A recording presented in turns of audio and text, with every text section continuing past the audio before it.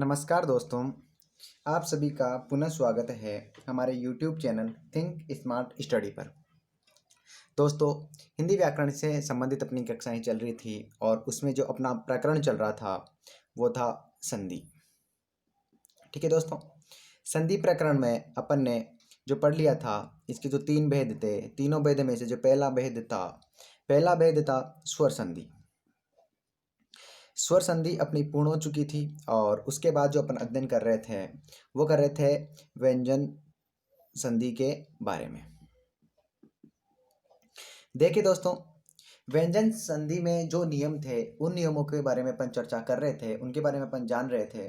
और व्यंजन संधि में अपन ने कुछ नियम जान भी लिए जो कि इसके मुख्य नियम थे, और कुछ एक इसके जो छोटे छोटे नियम हैं उसके बारे में आज अपन विस्तृत अध्ययन करेंगे। और आज की जो कक्षा है, इसी कक्षा में अपनी जो व्यंजन संधि से संबंधित जो प्रकरण रहेगा वो जहाँ तक है पूर्ण हो जाएगा। तो बात करते हैं व्यंजन संधि के बारे में।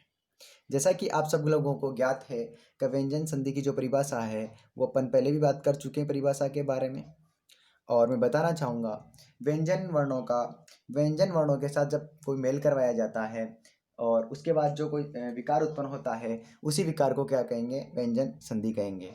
इसमें तीन स्थिति बनी थी जो कि आपको ज्ञात होगी।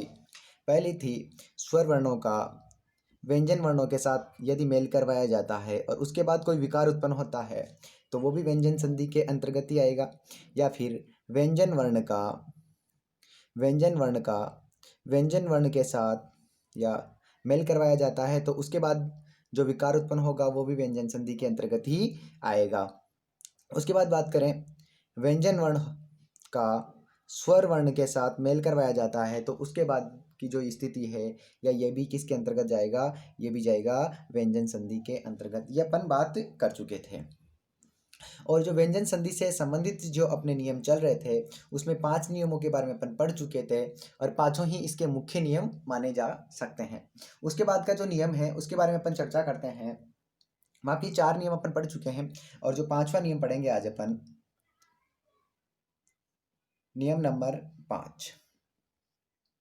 उम्मीद करता हूँ जो अपन ने इसके नियम पढ़े हैं वो सभी नियम आपको याद होंगे या समझ में आए होंगे।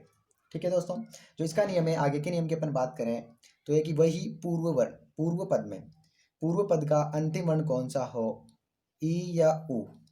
ये कौन सा है, स्वर वर्ण। जैसा कि अभी मैंने बताया कि एक पद में स्वर वर्ण हो और दूसरे पद में व्यंजन वर्ण हो, इनके मेल करवाने के बाद जो विकार उत्पन्न होता है वो अगर विकार किस संधि के अंतर्गत जाएगा, वो जाएगा व्यंजन संधि के अंतर्गत। ठीक है, यदि पूर्व पद का अंतिम वर्ण ई या उ वर्ण हो और उत्तर पद का प्रथम वर्ण हो स, जो कि व्यंजन वर्ण है, तो इस स्थिति में ई और उ के स्थान पर, माफ कीजिए, स के स्थान पर, किसके स्थान पर, स के स्थान पर जो होगा वो होगा मूर्धन्य स। अब देखो, अब तक जो अपन बात कर रहे थे उस स्थिति में जो पूर्व वर्ण था, जो पूर्व पद था उसका अंतिम वर्ण में विकार उत्पन्न हो रहा था। ठीक है दोस्तों, या फिर दोनों ही पदों का जो इसका पूर्व पद का जो अंतिम वर्ण था वो, या फिर क्या नाम है, उत्तर पद था उसका जो प्रथम वर्ण है, इन दोनों में मिला के विकार उत्पन्न हो रहा था। परंतु इस नियम में ऐसा नहीं है। इस नियम में जो विकार उत्पन्न होगा वो होगा सिर्फ और सिर्फ जो उत्तर पद है, उत्तर पद का जो प्रथम वर्ण ये स होगा, इसी में विकार उत्पन्न होगा। और इसी स के स्थान पर कौन सा, दंतव्य स, ये है दंतव्य स और ये है मूर्धन्य सकार। तो इस दंतव्य सकार के स्थान पे कौन सा सकार हो जाएगा, मूर्धन्य सकार हो जाएगा। बात करते हैं इसके उदाहरण की, उदाहरण के माध्यम से इसको समझते हैं। उदाहरण, जैसे उदाहरण लेंगे इसका, वी धन सम।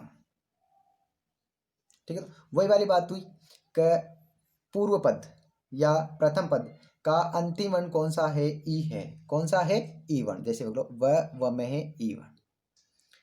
ठीक है, उसके बाद है स और फिर है म, यही वाली स्थिति है जो सूत्र में लिखी है।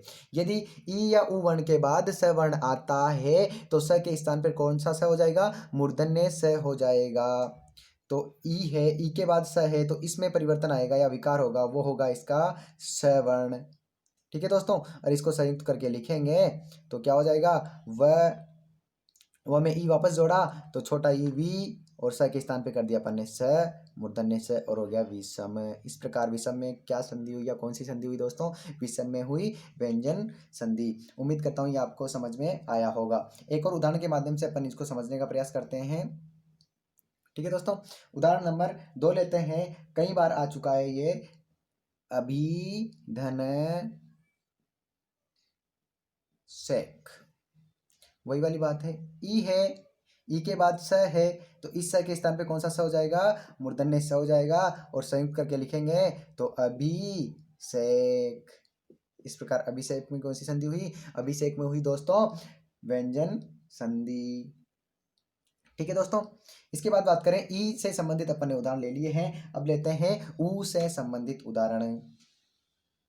उससे संबंधित उदाहरण की मैं बात करूं तो ऊ का जो पहला उदाहरण है वह है सु धन समा।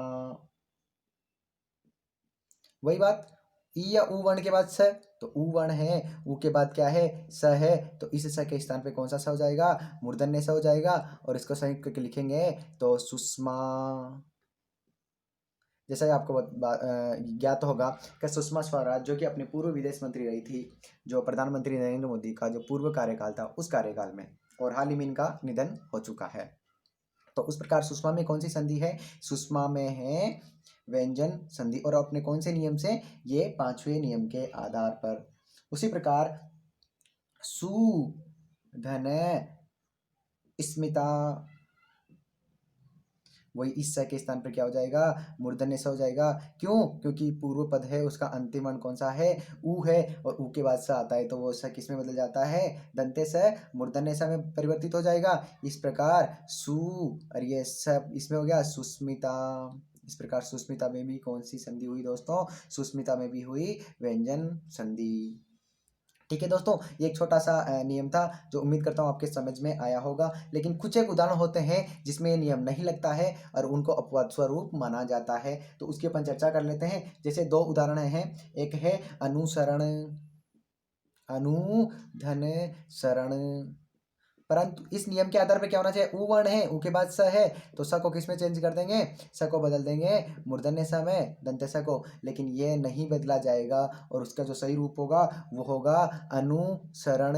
इसमें किसी प्रकार की कोई संधि नहीं होगी, क्योंकि इसमें जो अनु है ये उपसर्ग का प्रयोग किया गया है, अनु उपसर्ग का प्रयोग किया गया है, और ये शरण है ऐसे के ऐसे ही रहेगा। उसी प्रकार एक और शब्द है वि धन स्मरण।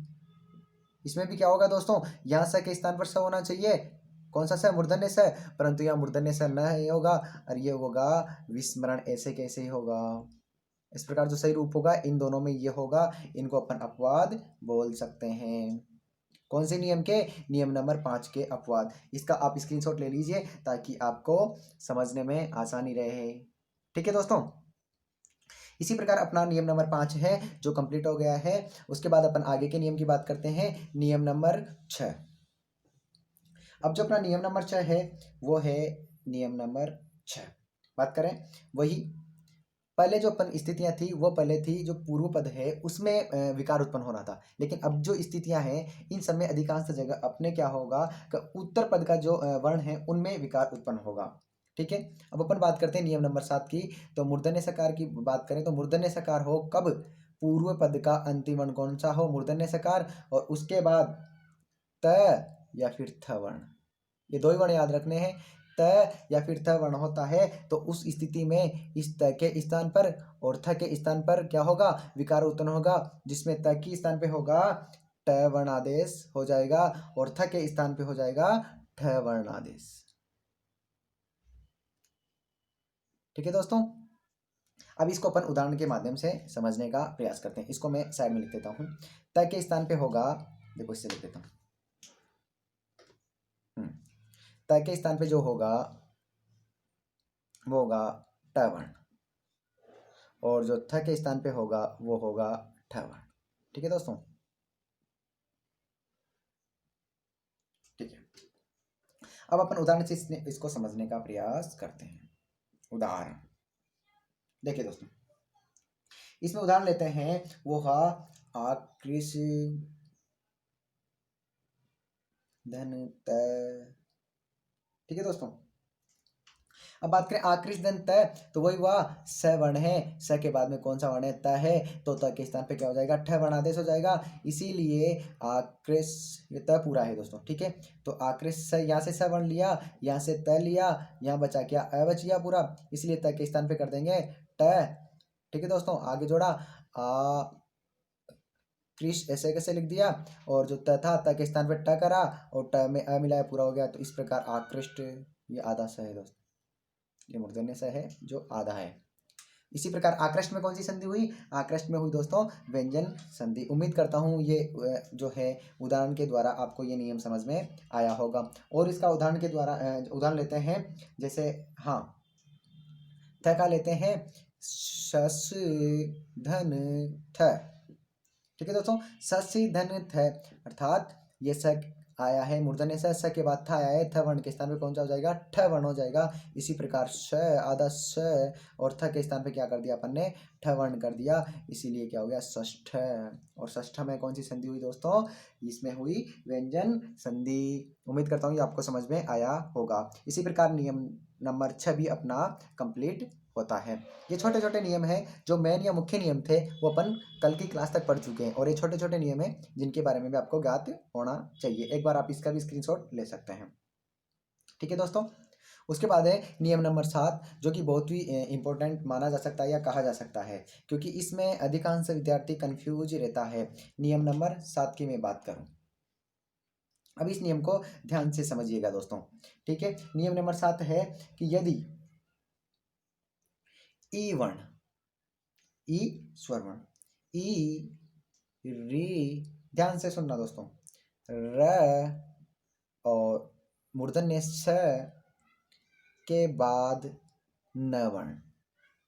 अब यहाँ इस स्थिति में जो ये न वर्ण होगा पूर्व या उत्तर पद में, यह न वर्ण जरूरी नहीं है कि उत्तर पद का प्रथम वर्ण ही हो। इस बात का विशेष ध्यान रखें, यह जरूरी नहीं है कि जो उत्तर पद होगा, इस उत्तर पद में जो न वर्ण है, ये उत्तर पद का प्रथम वर्ण होना आवश्यक नहीं है। ठीक है दोस्तों, उत्तर पद का जो प्रथम वर्ण है यह आवश्यक होना जरूरी नहीं है कि वह नहीं हो, आगे भी न होगा तो भी उसमें विकार उत्पन्न होगा। ये स्थिति होती है ई री र या स वर्ण के बाद न वर्ण आता है, तो न वर्ण के स्थान पर जो ये न वर्ण है ये बदल जाएगा न में। ठीक है दोस्तों, अब एक बार इसको उदाहरण के द्वारा समझेंगे अपन, उसके बाद ये आपका क्लियर हो जाएगा। ठीक है दोस्तों, ये फिलहाल इतना सा ध्यान रखें। इसमें एक और शर्त लगती है या एक विशेष बात है, उसको मैं इसी के साथ लिखवा देता हूँ, या फिर हाँ चलो इसी के साथ लिखवा देता हूँ, ताकि उदाहरण में आपको समझने में समस्या नहीं आएगी। नोट करके इसको आप लिख सकते हैं। ठीक है, यदि मध्य में, किसके मध्य में, इन चारों में से एक वर्ण हो, चारों में से एक वर्ण हो और न, इनके मध्य में, जैसे मैंने कहा कि जरूरी नहीं है कि इन वर्णों के जस्ट बाद न वर्ण आए, इनके मध्य में और कोई भी वर्ण हो सकते हैं। तो इनके मध्य में जो वर्ण होंगे वो कौन कौन से नहीं होंगे, कौन कौन से हो सकते हैं। यदि यदि इसको आप नोट डाउन कर लें, यदि मध्य में स्वर वर्ण हो, कोई सा भी स्वर वर्ण हो, या हाँ इसको ब्रैकेट में लिख देता हूँ, हाँ या तो कोई भी स्वर वर्ण हो, या फिर क वर्ग, क वर्ग की यदि मैं बात कर रहा हूँ तो इसमें पांचों वर्ण हो जाएंगे क वाली लाइन के। उसी के साथ साथ प वर्ग हो, प वाले पांचों वर्ण, प वर्ग, या फिर य वर्ण हो या र वर्ण हो, उष्म में से ल नहीं होगा, उष्म में से ल वर्ण नहीं होगा, व वर्ण हो सकता है, और एक होगा वो होगा ह वर्ण। ठीक है, यदि मध्य में इनमें से कोई भी वर्ण हो, ठीक है दोस्तों, मध्य में इनमें से कोई भी वर्ण हो, इन वर्णों का व्यवधान, व्यवधान या बीच में ये वर्ण आए, इन वर्णों का व्यवधान हो तो भी न के स्थान पर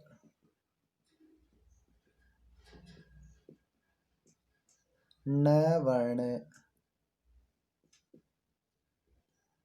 आदेश होगा। इसको आप नोट डाउन कर लें फिलहाल। उसके बाद इसको समझते हैं उदाहरण के बाद। जैसे उदाहरण इसका अपन करेंगे उसके बाद ये आपको आसानी से समझ में आ जाएगा। ठीक है दोस्तों, इसको आप एक बार नोट डाउन कर लें या फिर इसको आप स्क्रीनशॉट ले लें। देखो मध्य में, अभी उदाहरण के द्वारा समझेंगे कि मध्य में किस प्रकार, यदि मध्य में स्वर वर्ण हो, क वर्ग का कोई सा भी वर्ण हो, प वर्ग का या फिर य र व ह, इनमें से कोई भी वर्ण बीच में आ जाए तो व्यवधान उत्पन्न हो इन वर्णों का, तो भी क्या होगा, इस न के स्थान पर नकार हो जाएगा। लेकिन इनके अलावा कोई भी वर्ण आता है, इनके अलावा और कोई भी वर्ण आता है तो उस स्थिति में न के स्थान पे न वर्ण नहीं होगा। ये उदाहरण के द्वारा अपन समझते हैं। उदाहरण पहले समझ लेते हैं ये वाली स्थिति। ठीक है दोस्तों, मैं बात करूं जैसे रामायण, ये बहुत ही प्रचलित उदाहरण है रामायण। जैसा कि मैंने कहा राम धन अयन।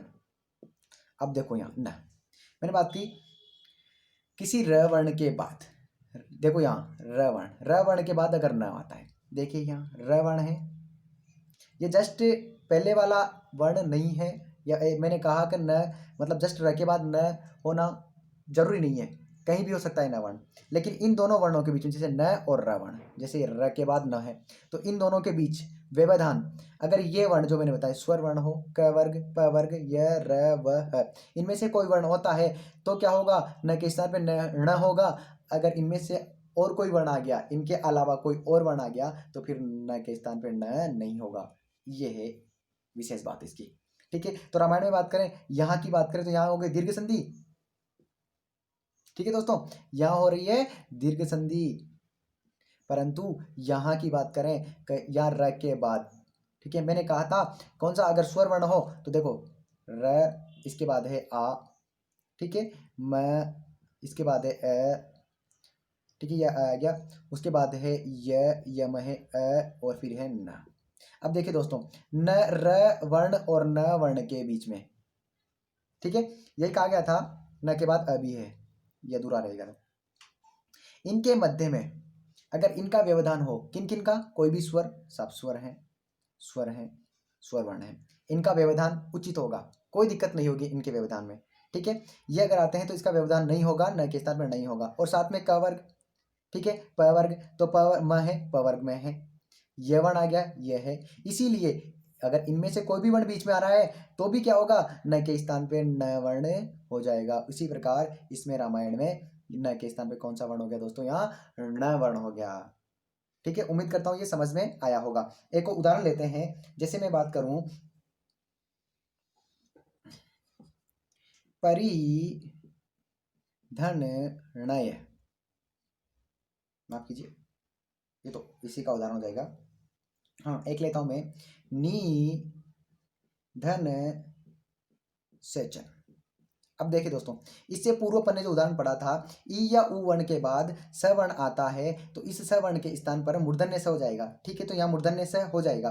लेकिन देखिए दोस्तों, जैसे रामायण में ये न के स्थान पर न हुआ, ऐसे इसमें नहीं होगा। क्यों नहीं होगा, अपनी ये शर्त देखिए, नोट में जो लिखा है, देखिए पहले लिख लेते हैं, ई वर्ण के बाद ई है तो ये हो गया दोस्तों ई। ठीक है, ई के बाद है, नहीं पहले न वर्ण है, ई के बाद है ई वर्ण, ठीक है, उसके बाद है स वर्ण, उसके बाद है ए वर्ण, उसके बाद है च में हुआ अ, और उसके बाद है न, और उसके बाद है अवर्ण। इस प्रकार निषेचन है। ठीक है दोस्तों, यहाँ बात करूं, पहले ये जो विच्छेद है उसी में बात कर रहे हैं। ई वर्ण का व्यवधान उचित होगा, कोई दिक्कत नहीं है, एक से भी कोई दिक्कत नहीं है, स्वर है, स्वर वर्ण है, कोई दिक्कत नहीं है। लेकिन बात करें स वर्ण, य र ल नहीं होना चाहिए, वह है, बाकी स का कहीं नहीं है। अगर स हुआ तो क्या होगा, न के स्थान पर न नहीं होगा। केवल जब स्वर वर्ण क वर्ग प वर्ग या फिर य र ल व में से कोई वर्ण होता है ल के अलावा, तो उस स्थिति में न के स्थान पर न आदेश नहीं होगा। तो इसीलिए यहाँ क्या होगा, निषेचन की मैं बात करूं तो नी स का हो जाएगा स ए चन, निषेचन ही रहेगा। इस नकार नकार नहीं होगा। वो क्यों नहीं हुआ, क्योंकि जो बीच में व्यवधान हुआ वो व्यवधान हो गया है किसके द्वारा, स वर्ण के द्वारा, और च वर्ग आया है, जब किस में बात कर रहे थे अपन, प वर्ग की। उम्मीद करता हूँ ये आपको आसानी से समझ में आ गया होगा। ठीक है दोस्तों, यहाँ नकार नकार नहीं हुआ, ये इसीलिए नहीं हुआ, क्यों नहीं हुआ कि यहाँ व्यवधान किसी अन्य वर्ण का आ गया है इनके अलावा। ठीक है, तो ये नोट है, ये विशेष है इसमें। ठीक है दोस्तों, उसके बाद अन्य उदाहरणों के द्वारा अपन इसको समझ लेते हैं, उसके बाद बात करेंगे आगे के नियम की। जैसे बात करें कृष, कृष धन न न, जैसे बात करें सवर्ण, सवर्ण के बाद न होगा तो क्या होगा, नकार हो जाएगा, इसी प्रकार इसका नकार हो जाएगा, और क्या हो जाएगा, कृष्ण। कृष्ण में कौन सी संधि हुई दोस्तों, व्यंजन संधि। ठीक है, उम्मीद करता हूँ ये आपको सूत्र समझ में आया होगा, नियम नंबर जो 7 है अपना। ठीक है, ये छोटे नियम है और ये इंपॉर्टेंट या मोस्ट नियम कहा जा सकता है, आप इसका एक बार स्क्रीनशॉट ले लें। ठीक है दोस्तों, इसके बाद अपन बात करते हैं आगे वाले नियम की, नियम नंबर 8। कुछ एक नियम है जो छोटे छोटे नियम है, और नियम नंबर जो 8 है अपना, वो है आपके समक्ष नियम नंबर 8। नियम है ई या उ वर्ण के बाद, पहले बात कर रहे थे ई या उ वर्ण के बाद सा है तो, लेकिन इसमें है ई या उ वर्ण के बाद, ई या उ वर्ण के बाद दो शब्द याद रखते हैं आपको, स्त, ठीक है दोस्तों, ये थ है, या फिर हो स्न। यदि दोनों वर्ण हो तो क्या होगा, जो स्त है स्त के स्थान पे हो जाएगा, स्त के स्थान पर, जब स के स्थान पर स हो रहा था, स हो ही रहा था, पहले भी पढ़े थे अपन, स के स्थान पे कौन था, मूर्धन्य स हो रहा था, और जो थ के स्थान पर हो जाएगा वो हो जाएगा ठ वर्ण। इसी प्रकार क्या होगा, स्त के स्थान पर स्ट, और स्न के स्थान पे हो जाएगा स्न, स्न। ठीक है दोस्तों, उदाहरण लेते हैं इसका, उसके बाद आपको आसानी से समझ में आ जाएगा। जैसे बात करें मैं युधि, युधि धन स्थिर, अर्थात जो युद्ध में स्थिर रहे उसे क्या कहेंगे, यहाँ है ई वर्ण, ई वर्ण के बाद क्या आया, ष्ट आ गया, ष्ट, तो ष्ट का क्या हो जाएगा, ष्ट,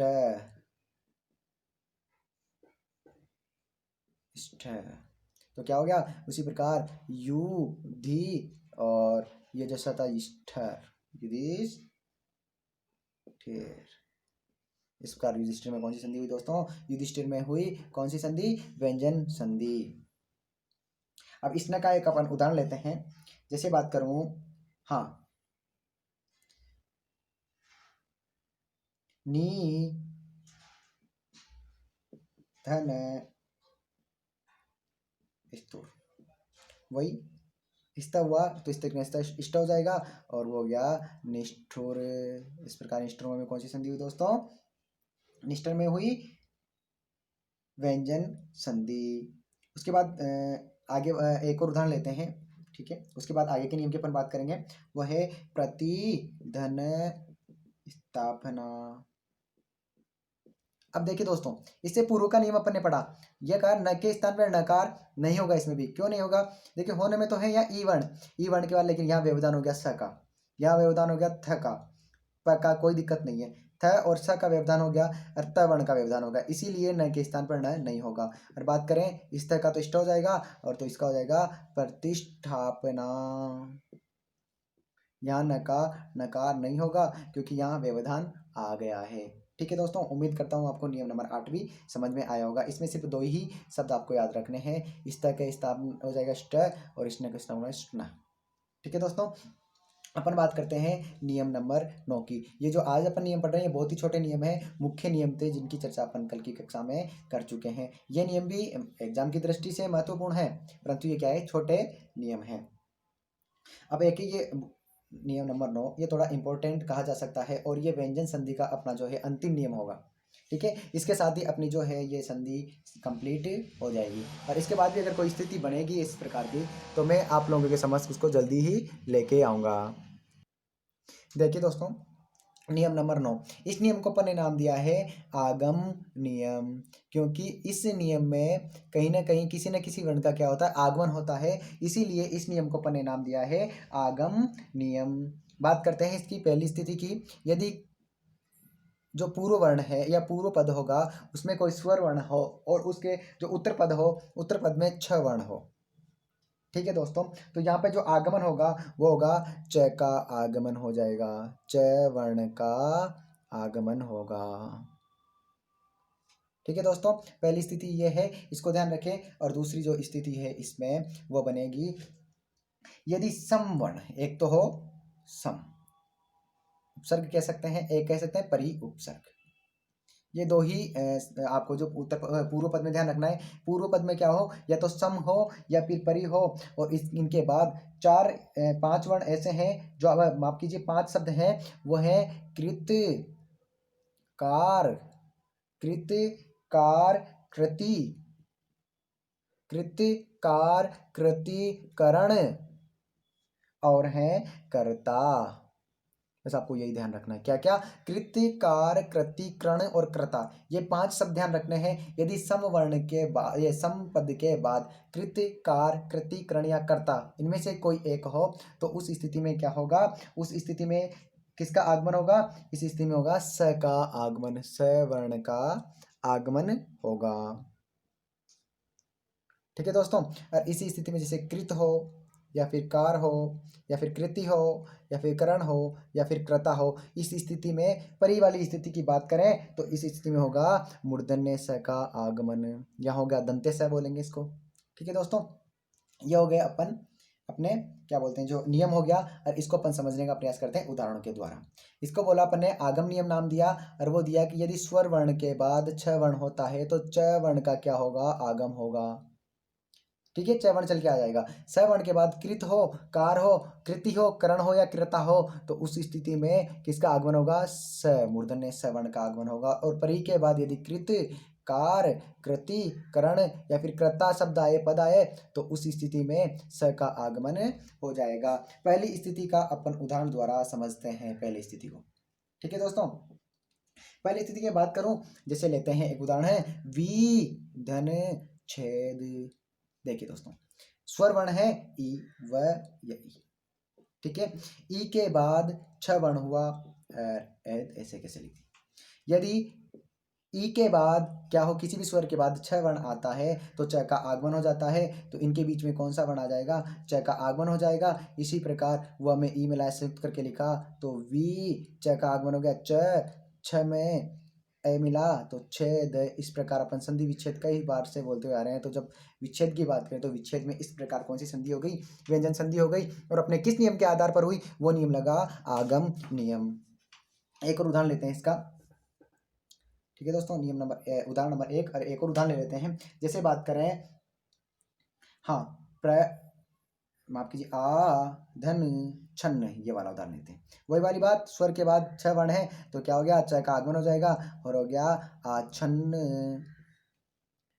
ठीक है दोस्तों, इसी प्रकार अपन ये जो ये नियम है, उम्मीद करता हूँ ये जो आगम नियम में है, ये पहली वाली स्थिति थी, ये आपको समझ में आई होगी। इसके बाद अपन बात करते हैं परी वाली और सम वाली बात करते हैं दोस्तों। ठीक है, पहली बात करता हूं मैं सम, सम के बाद वही कृतिकार, और इधर बात कर लेते हैं अपन परी की। ठीक है दोस्तों, इसके लेते हैं जैसे उदाहरण, सम धन कृत, या फिर सम धन कार, या फिर सम धन कृति। ठीक है दोस्तों, और सम धन करण, और सम धन कर्ता। ठीक है दोस्तों, यही सारी स्थितियां थी अपनी। ठीक है दोस्तों, अब इसकी बात करें तो मैंने कहा कि कौन से स का आगमन हो जाएगा इस स्थिति में, जब सम के बाद कृत हो या कार हो या कृति हो या फिर करण शब्द हो, तो कौन से स का आगमन होगा, यह होगा दंते स का आगमन हो जाएगा। इसीलिए देखो, अपन ने एक नियम पढ़ा था, म के बाद कोई सा भी किसी भी वर्ग का वर्ण हो तो उसमें क्या होगा, उस म का अनुस्वार हो जाएगा। कौन सी नियम के आधार पर, अनुस्वार नियम के आधार पर। इसीलिए म का तो हो गया अनुस्वार। आगम की बात करें, आगम नियम में स का आगमन हो गया, इसलिए स वर्ण का आगमन हो गया, आधा स होगा। और इस प्रकार संस्कृत, और संस्कृत में कौन सी संधि होगी दोस्तों, इस प्रकार संस्कृत में होगी व्यंजन संधि। उसी प्रकार म का तो अनुस्वार हो गया, अनुस्वार उसके संधि के आधार पर, और जो है स का आगमन हो गया, और वो हो गया संस्कार। इस प्रकार संस्कार में भी ये हो गई कौन सी, व्यंजन संधि। और इसकी बात करें, इसी में भी अनुस्वार संधि के आधार पर क्या हो गया, अनुस्वार हो गया, और कृति है तो यहाँ स का आगमन हो जाएगा, और संस्कृति। इस प्रकार संस्कृति में भी कौन सी संधि हुई दोस्तों, व्यंजन। और इसी प्रकार संस्करण, और इसी प्रकार जो होगा वो होगा संस्कृता। माफ कीजिए, स का आगमन हो गया संस्कृता। ठीक है दोस्तों, यहाँ पे ये अनुस्वार तो आपको समझ में आया होगा। जो अनुस्वार अपने नियम नंबर 4 पढ़ा था, उसमें पढ़ा था अनुस्वार नियम, उस नियम के आधार पर ये अनुस्वार हो गया है। इसी प्रकार अपन परि की बात करते हैं। परि, धन, कृत, वही परि, धन, कार, और परि, धन, कृति, वही परि, धन, करण, और वही परि, धन, कर्ता। अब इसमें कौन से स का आगमन होगा? इसमें होगा मूर्धन्य स का आगमन होगा, इसीलिए इसका नियम दिया, इस नियम को नाम दिया अपन ने आगमन नियम। और वो हो गया परि, ऐसे कैसे, कौन सा स आया? मूर्धन्य स, और कृत ऐसे के लिए, इसीलिए परिष्कृत में कौन सा संधि हुई? व्यंजन संधि। उसी प्रकार परिष्कार, परिष्कार में व्यंजन, इसी प्रकार परिष्कृत, और इसी प्रकार होगा परिष्करण, होगा परिष्कृता। इस प्रकार उम्मीद करता हूं कि ये आपको समझ में आया होगा। यदि स्वर के बाद छ वर्ण हो तो च वर्ण का आगमन हो जाता है, इसीलिए इसको अपन ने दिया आगमन नियम। और इसमें दो स्थितियां और थी। सम के बाद कृत्य कार्य कृतिकरण कृता, क्या? कृत्य कार्य कृतिकरण कृता, ये शब्द आते हैं सम और परि के बाद। तो सम के बाद होगा, तो इस स से याद रखिए दोस्तों, सम के बाद कौन से स का आगमन होगा? इस स से याद रखना है, वो होगा कौन से? दंते स का। और जो बचा इस स से, प से, जो मूर्धन्य स है उसकी आकृति कैसी होती है? प के आधार पर, प के जैसी होती है, इसीलिए परि से याद रखें ये स। कौन से स का आगमन होगा? इस प्रकार आप इसको याद रख सकते हैं। इसी नियम के साथ अपनी जो है व्यंजन संधि पूर्ण होती है दोस्तों। उम्मीद करता हूँ कि आपको ये समझ में आया होगा।